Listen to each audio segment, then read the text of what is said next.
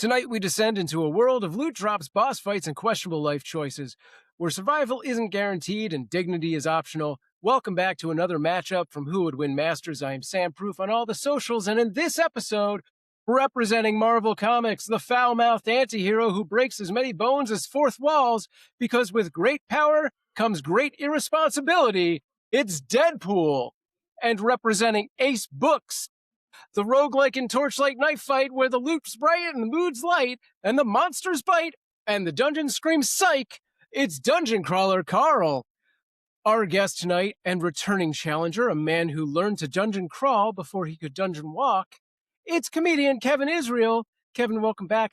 Last time you serenaded us with one of the most inspiring theme songs of the 80s with Airwolf, but this time you've been grounded, in fact, undergrounded. Tell us why you chose this character.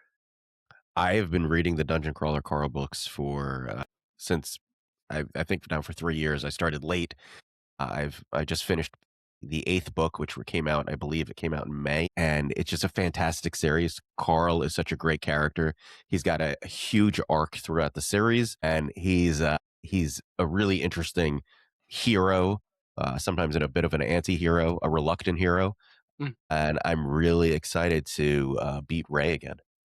All right, well, let's get into tonight's tale of the tape, which is brought to you by LinkedIn. Are you excited by the idea of paying $30 a month to see AI-generated posts from the weirdest people you've ever worked around? Then LinkedIn is the site for you. You might ask yourself, why would I pay for the premium version when I already get that for free? Well, if you pay for premium, you can hide the fact that you're looking at things on LinkedIn.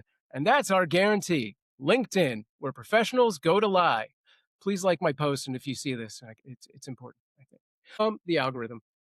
Tonight, we have two of the stranger characters that you'll find in fiction. On one side, we have DeadPool, Wade Wilson, a.k.a.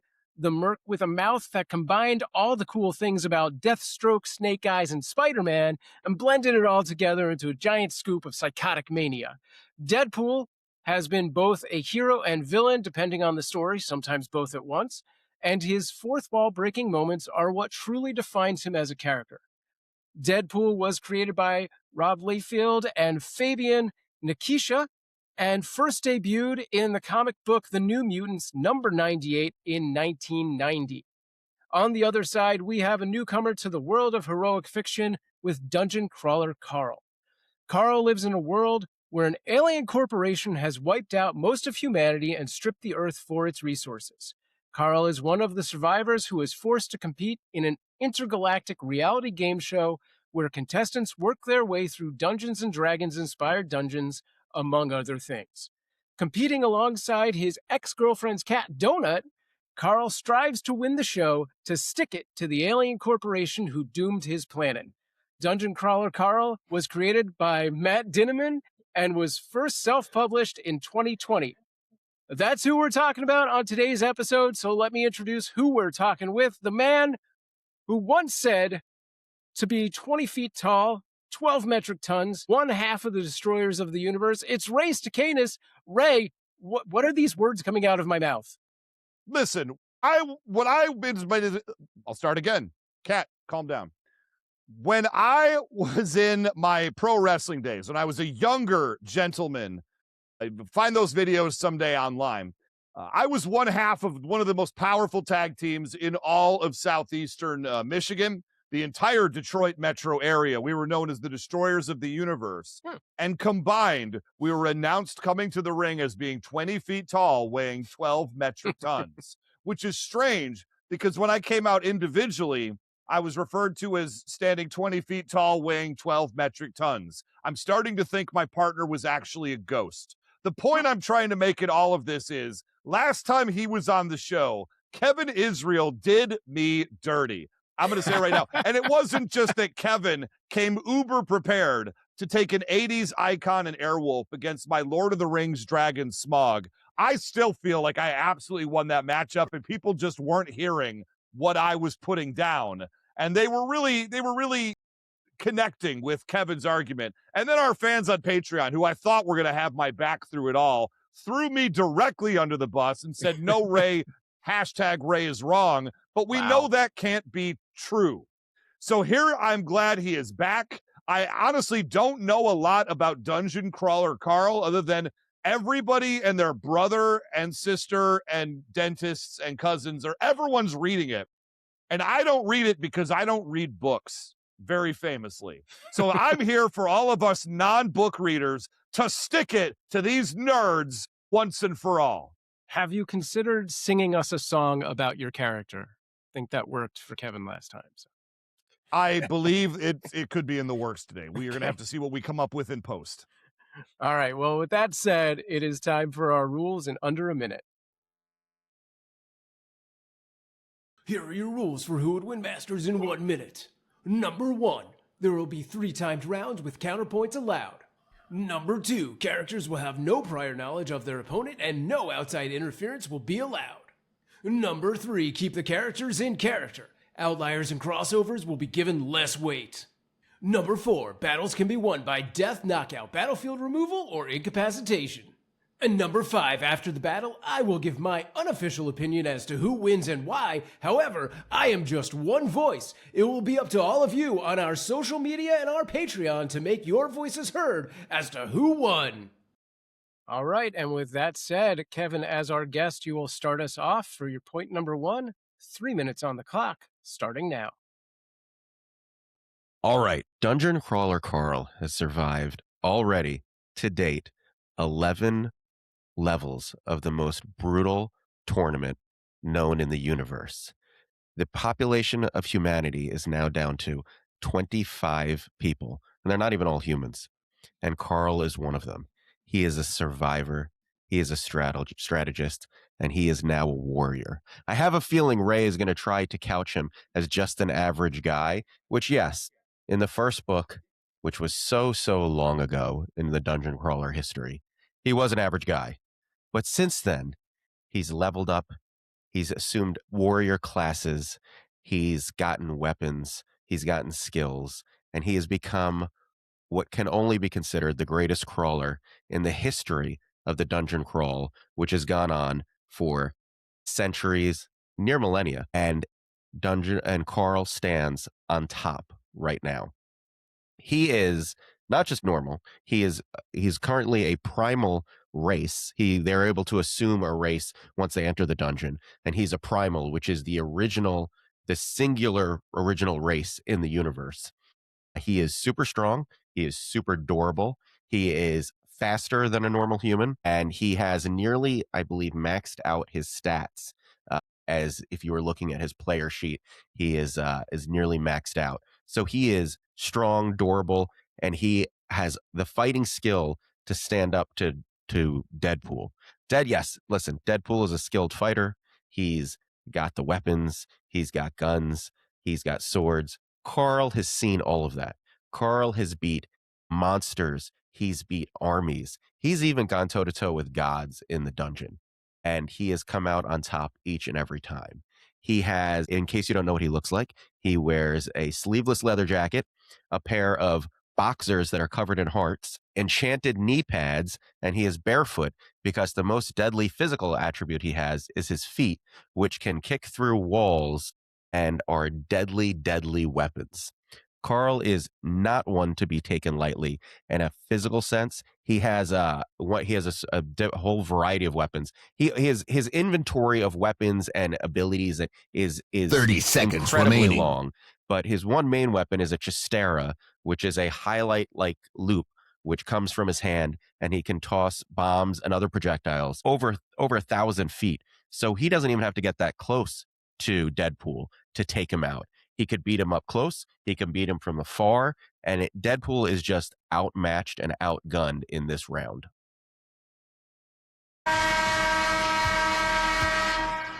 All right, strong start. Ray, 3 minutes on the clock, starting now. I am, for one, very excited that Dungeon Crawler Carl, this character, is coming on the show because I'm going to learn a lot about him. I'm going to learn about his history, his abilities, but most importantly, I'm going to learn about how DeadPool kicks his butt. And I'm going to start off by saying right now, we're going to talk about his gear, talk about his training. I'm sorry, Dungeon Crawler Carl has a loop from his hand That's fantastic. Look, Deadpool also carries himself like a video game character. He can carry like absolutely everything. One time he was forced to disarm by a group of like mafia types, and he dropped a pile of weapons on the ground that came up to his knees. And where does he keep all this stuff? I don't know, but he's Deadpool, so he does. Let's talk about his weapons, because he's got those signature katanas.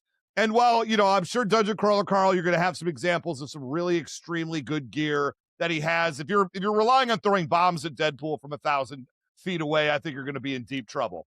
Deadpool's katanas can slice Spider-Man's webs. They're very, very sharp. They can slice bullets in half when they're being shot at him. He can block energy beams with them. His suit is actually powered up to the point where he can channel energy into his katanas to empower them to like cut through walls. He once cut a diamond that way. Diamond known as being very hard to cut.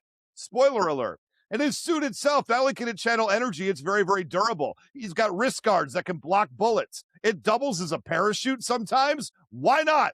This is Deadpool that we're talking about right here. And he carries a whole variety of your standard weapons. He carries his pistols. He's got his Uzis, his bunch of knives. He's got his own explosives that he's always walking around with. So essentially, when you think about Deadpool, you think that this is a guy with a bazillion weapons. If you ever played Skyrim and you have the ability to have like all the weapons on you at one time and you just switch to the one you want when you need to, that's what Deadpool could do. And I mentioned the explosives because he's got explosives that could stun his opponent. He's got incendiary explosives that could set him on fire. Napalm to do even worse than that.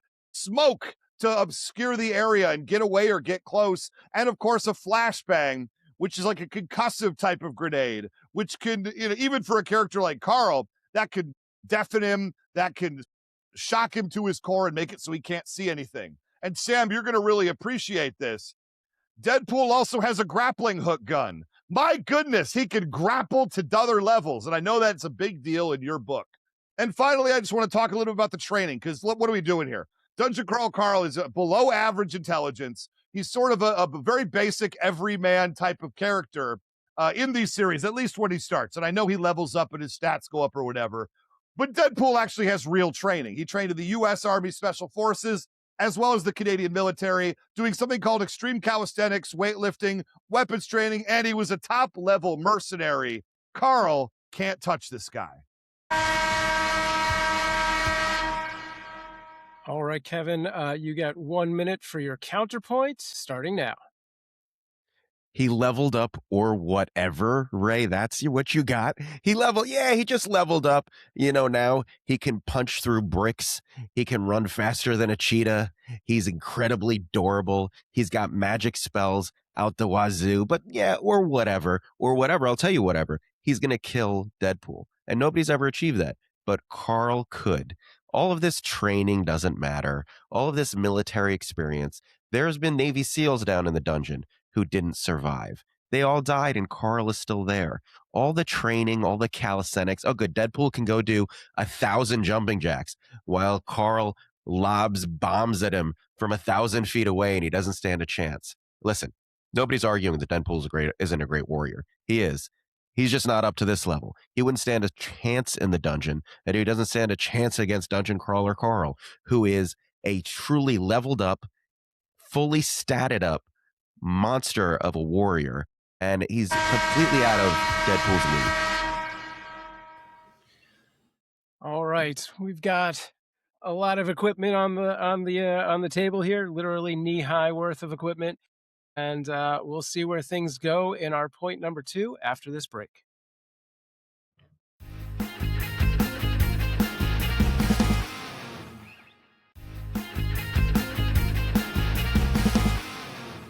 All right, welcome back. Let's jump into it. Kevin, 3 minutes on the clock for point number 2, starting now. I sort of wasted my first point in going over Carl's physical attributes and his ability in hand-to-hand melee combat, because where he really stands out is he's a strategist. Carl has survived so long in the dungeon because he's a planner. He's like Batman. He preps. He thinks through things. He gets to know his opponents, find their weaknesses, and exploit them. That's where his real genius and and uniqueness as a character comes in. He doesn't just step into a fight and go toe to toe with them, even though he could. He learns about the characters. He finds ways to set traps. He defeats them with his mind. First of all, Carl is a master of explosives. He's leveled up in his explosives abilities. He can build all sorts of bombs and combustible weapons, which he then can load in his Chistera, which isn't just a loop, right? It's a hoblobbing, deadly accurate weapon that he can throw bombs at Deadpool from a massive distance. And you know what? What was the one way that Deadpool was going to try to kill himself? There was that movie. What did he do? He strapped himself on a bunch of explosives. That's what it was. Because if you blew Deadpool apart, he couldn't knit himself back together again. And it just so happens that Carl is a master of explosives. He doesn't fight by the rules. He learns everything he can, and when he knows everything he can, he creates the perfect weapon and setting to defeat his enemy. And what would he do to Deadpool? Well, he might cast a spell that allows him to go through walls or through people and just leave a bomb inside Deadpool and then blow him up from the inside. I don't think his healer factor is bringing him back from that. And anyway, again, Carl wouldn't get that close. Carl would do it from far away. Carl would set a trap to blow up Deadpool. He would throw bombs at him. He would find his weakness. And as Carl would say, he's crazy. I'm not impressed. The entire dungeon is crazy. I'm dealing with an all-powerful AI that's basically a god. And guess what? I've outmaneuvered him. Deadpool wouldn't even rank as a neighborhood boss in this game. My world's so effed up. This guy can be breaking the fourth wall while I'm breaking his jaw.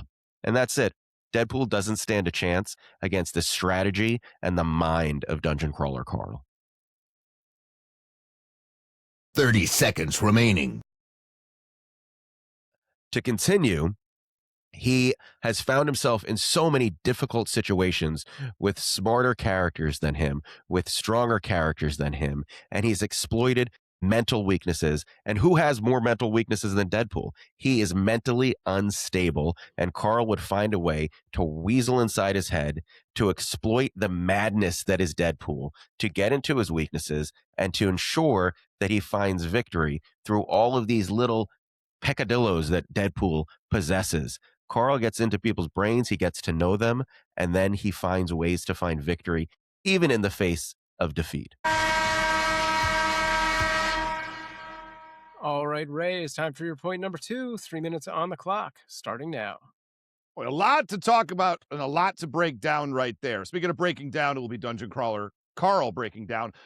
Of course, Deadpool, when he strapped himself to those explosives to try to kill himself, famously died from that and was never seen in comics again. No, wait, he didn't. That didn't actually work, Kevin Israel. And master strategist who needs prep time? That sounds a little rough in a who would win style battle, doesn't it? If he's going to need 2 weeks to set up for this fight and build the tools he needs to defeat Deadpool and can't just do it on the fly in a first encounter, I am sorry, good sir, but Deadpool will defeat him in that case. And the final thing, you said, Deadpool, no big deal because then there were Navy SEALs in this dungeon game show. I'm sorry, did those Navy SEALs have a healing factor perchance? No, sir, they did not. So let's talk about that with my point number 2, the durability and healing factor, because Deadpool can keep fighting after basically getting hit with any kind of wound, from the standard to the gross.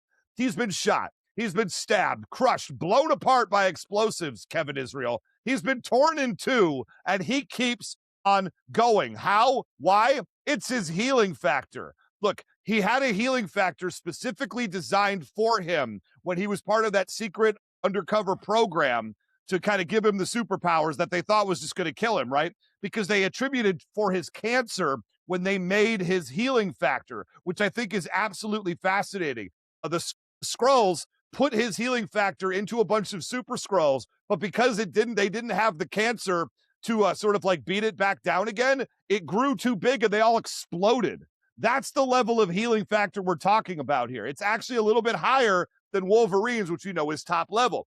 Parts of his body can get absolutely crushed, and in just a few seconds, they inflate and quickly heal back to normal. This is a guy who's lost his eyes, his heart, his throat, his eardrums, and they've all grown back relatively quickly, and he's been able to keep into the fight. Heck, he regrew his legs in just 5 minutes' time in the comics. Sometimes he even removes his own limbs in order to escape traps. And he does this because he knows that they're going to just grow back again. Hey, this is a guy who once got his head cut off. He was decapitated, and it was no problem whatsoever. The guy could keep on fighting. In fact, he could speed up his healing if he has a missing limb, a head, or whatever, by just hovering it over the spot it came from, and it will graft and reattach itself and allow him to speed up the healing process even more. In fact, in the comic books, one time DeadPool got vaporized down to the point where he was a single atom of DeadPool matter. And my guy came back once again and was able to not die, basically. I don't think he continued that fight, but that's the level you're going to have to get him down to. And does Dungeon Crawler Carl have what it takes to do that? I would argue that he does not. All right, Kevin, time for your counterpoint. 1 minute on the clock, starting now. Ray, did you just waste an entire argument on that he heals? Is that really you're not even an offensive argument, just a defensive that he can heal? Ah, buddy, I thought you were better at this. Listen, everybody in the dungeon can heal. Everybody has healing scrolls and healing potions. Carl has healing upgrades. His constitution is ridiculously high. He's incredibly durable. Healing is the beginning of surviving the dungeon. It's not even advanced stuff. Yes, DeadPool can heal very adeptly, and he can heal in almost a cartoonish manner. But so can every single crawler in the game. Dungeon Crawler Carl has an inventory. You talked about how DeadPool has all these weapons and stuff that just come out of nowhere. Yeah, so does Carl. He has an inventory like a video game character that he can just pull from 11 levels of adventuring, weapons and explosives and spell scrolls and potions and all sorts of healing abilities. It's not even the same thing.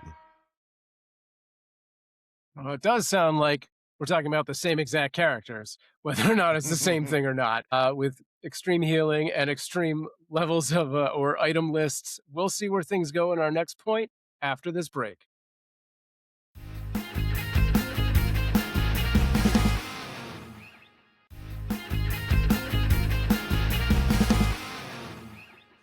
All right, I'm excited to see how you bring this home. Kevin, it's time for your point number 3. 3 minutes on the clock, starting now.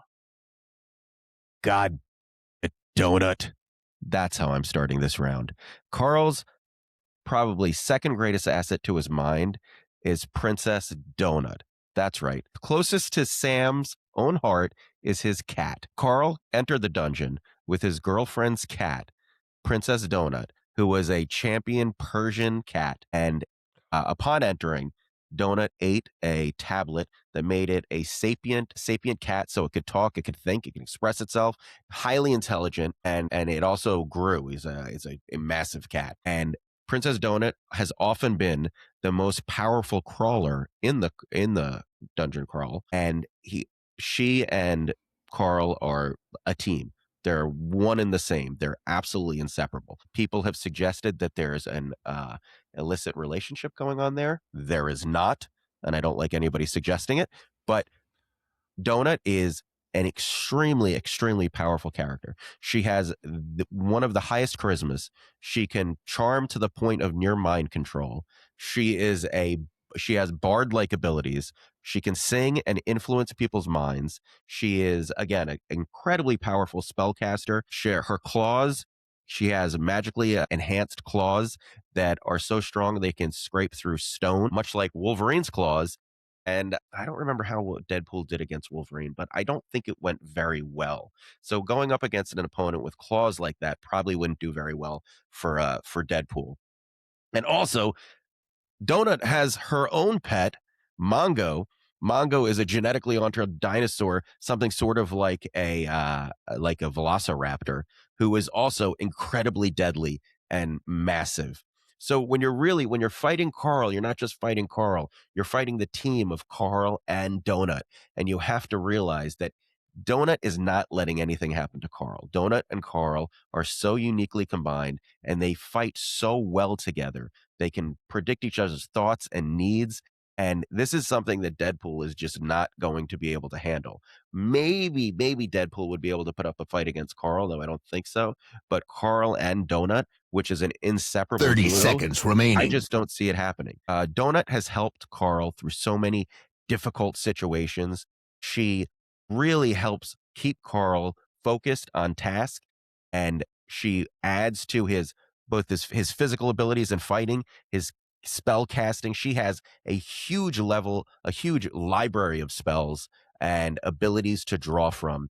And she is really, really incredibly dangerous. And I don't think Deadpool is at all prepared for what this incredibly intelligent, charismatic, and deadly cat could bring to the fight. All right, Ray, point number 3.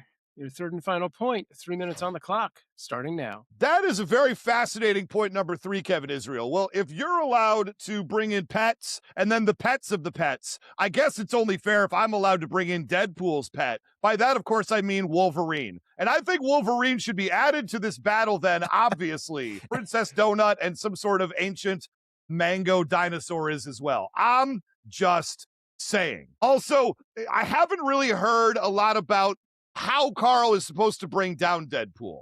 I just want to put that out there right now. You've got a 1 minute left to go. Good luck, pal. And also the other thing is, yes, Carl has a regeneration ability, but it's too slow to really be used in a combat sense. That's why he needs the enhancements. He needs the gear. He needs the potions, because in a normal battle type sense, he just doesn't have what it takes to keep up with somebody like a Deadpool. And what happens when Deadpool rips off and shreds his troll shirt that gives him an enhanced regeneration? He's going to lose the fight of attrition eventually. But the thing I really want to focus on in my point number 3 is his biggest feats in breaking the fourth wall, because Deadpool is combat smart. He watched Shatterstar train for an hour, who's a powerful character. He learned 35 weaknesses from one session, and then when it came time for him to fight him right afterwards, dispatched him easily. I watched Deadpool defeat 20 ninjas or so while making a phone call and not breaking the phone off of his ear for the entire time. He's also the master of no-look shooting someone behind him. It's maybe a tie between him and Ash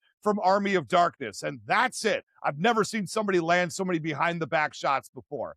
But he's also a master of reality warping, isn't he? And I don't think that Carl is, and I don't think Carl can hang with somebody who could do it. We've already mentioned that he's seemingly carrying a video game character-level inventory. That matches up with Carl, sure. But Deadpool knows he's a fictional character in a comic a lot of the time. He knows he's in a story. He's able to talk directly to the reader. He knows about events that have not happened just yet. He once tore through the pages of his own comic book to jump into the future and handle a situation. Heck, I watched him use the caption boxes in a fight to defend and hit somebody with. No one else does stuff like that. Remember, this is a guy in Deadpool who's killed the entire Marvel universe thrice. He did it again last year, and then he killed all of his writers, and then he threatened the readers. But even outside of killing the entire Marvel universe 3 times at this point, he's got big wins otherwise. He's beaten Wolverine. He's beaten Doctor Strange, Uatu the Watcher, which I didn't even think was possible. He beat the Hulk, of course, and he beat Thanos. He's beaten Thanos more than once. I'd like to know anything that Dungeon Crawler Carl has beaten that's even remotely on a level with the guy who snapped half the universe away. The point is, if Dungeon Crawler Carl was in the Marvel universe, I don't know that he'd do so well. But if Deadpool was in the world of Dungeon Crawler Carl, this isn't even a contest. He's winning the games hands off. In that they would probably lose his hands at some point and regenerate them and keep going. All right. Kevin, you have 1 minute left for your third and final counterpoint, starting now.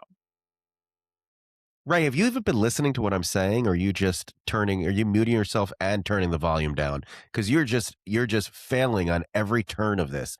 Reality warping, he's breaking the fourth wall. Carl is aware that he's in a game. He knows that the entire universe is watching him. He spends almost every minute of every level in these books talking to the audience and explaining to them what he's going to do to them when he finally breaks out of the dungeon. He's gotten so powerful within the intergalactic entertainment space that he's convinced crawlers from the past to come to Earth to help him. That's how he can handle the reality warping experience that he's living through. The real reality warping, not this cartoonish nonsense that Deadpool is able to walk through like Bugs Bunny. We get it. We get it, Ray. And how was he going to beat him? I don't know. I explained it, Ray. I don't know if you want me to draw pictures. You want me to bring a chart? He's going to blow him up. He's going to kick him to hell. He has the physical abilities to go toe to toe with him. He has the strategy abilities to figure out what Deadpool's weaknesses are. He would attack him from afar and he would blow him up. It's simple, Ray. All right, and as always, Ray has not had counterpoints throughout these points, but he does get the final thought. So, Ray, whenever you're ready. This has been an absolutely phenomenal battle. And Kevin Israel, thank you for bringing Dungeon Crawler Carl into all of our lives. I think I'm probably the only person in existence who has not actually read these books yet. But I'm here on behalf of illiterates everywhere to say that Deadpool would no doubt, not a shadow of a doubt, absolutely crush in the world of Dungeon Crawler Carl. What you even described. Oh, he breaks the fourth wall too. I'm sorry. He's in an intergalactic game show and knows he's in an intergalactic game show. That's breaking the third wall, not the fourth wall. He doesn't know he's in a series of novels that were originally self-published and now in audiobook form. That's the difference. Deadpool takes the things that Dungeon Crawler Carl is capable of, except that Carl needs a bunch of gadgets and gear and potions to get to the level. It's like that Omni-Man meme. Look what they need to get to a fraction of our power. Deadpool does everything Carl does, but more violently, more aggressively, more edgily, and he does it naturally with his own abilities and charm and brain power. He doesn't need all the gadgets and gizmos that Carl needs to get to that point. And at the end of the day, Carl's going to get dropped because Deadpool can cut away those weapons. Deadpool can knock the potions out of his hands. Deadpool can do all the things to prevent Carl from reaching what he needs to compete. And Carl does not have those same options against Deadpool. I don't think he has anything to remove the healing factor, which means Deadpool's going to keep on coming and hit the ground running. Back for the rules. And I don't remember how that song goes. The point I'm trying to make here is that Deadpool is just a slight cut above where Dungeon Crawler Carl is. Even if you add in the pets, even if you add in all of the silliness and nonsense, what Deadpool is capable of and what Deadpool has proven, and maybe it'll be a different story when Dungeon Crawler Carl finishes the 10-book series and wins, ostensibly, but that hasn't happened as of this recording. Deadpool himself, though, has won many, many, many times over.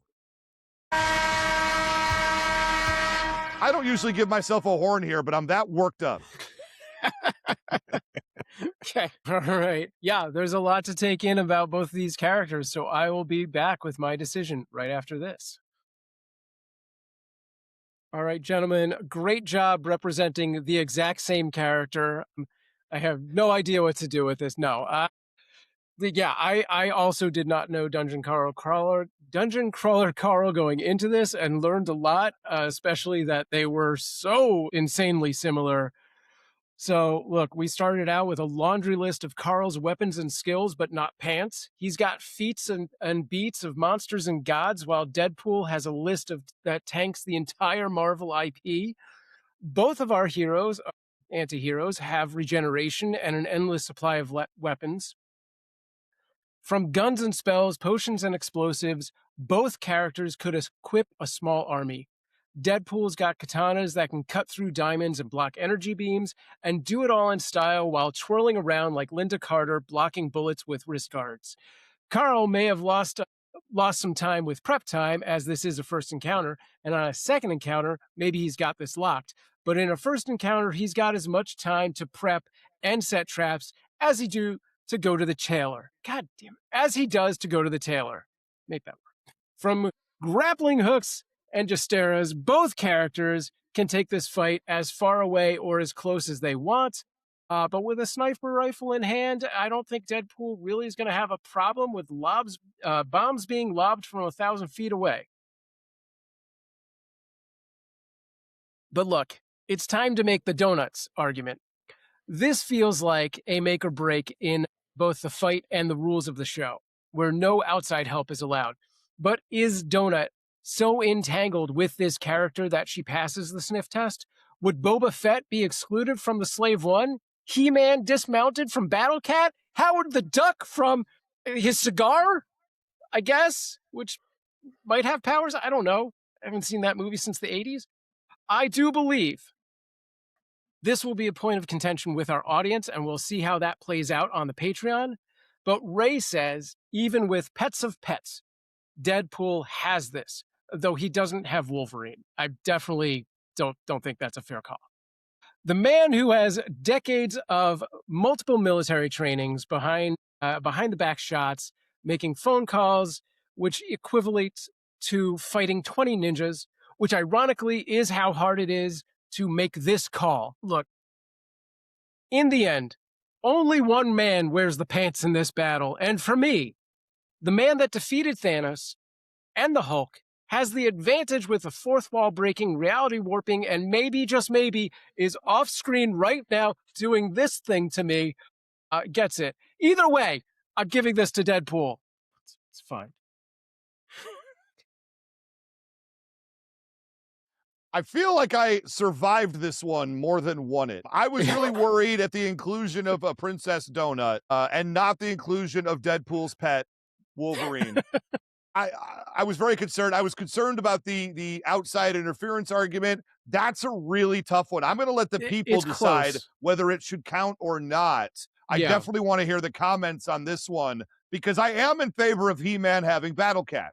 But if you remember, in just last week's battle, Boba Fett was not given the Slave One ship against Tila. It's true. Because she didn't have any sort of spaceship of her own to counter him with, and so we kept it one-on-one. So this is like what we would call in baseball the rubber match of outside interference, I suppose. Yeah. I just want to say that I think this loss is one of ignorance on Sam's part because Sam has never read the books. Sam doesn't know. We all know Deadpool. We've all seen the movies. We've all read the comics. Something tells me that there are going to be bigger nerds out there than me. When they hear this, they're going to be like, he didn't even represent Carl right. And they're going to make bigger arguments than me, and they're all going to side with me. So, and Sam, while you made your call, I think the fans are going to be with me.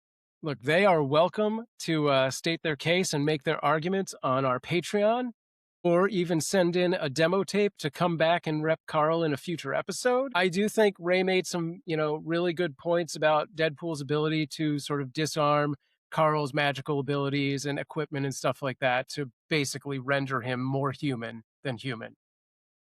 Which is that a Rob Zombie reference? It's a Dreadlocks thing. Yeah, I have to do that once a season. No, I got to pick it off. If I don't notice it in the moment, then I lose a point.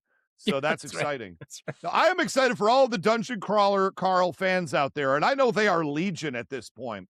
If you want to come and join our Patreon for free, not a free trial, a free membership, you will get a chance to vote and comment your thoughts. And if you think that Kevin Israel dropped the donut with his arguments right here, you are welcome to send a 1-minute demo tape to whowouldwinmasters@gmail.com. I am happy to try a rematch against Dungeon Crawler Carl if one of you book readers out there is what I call you.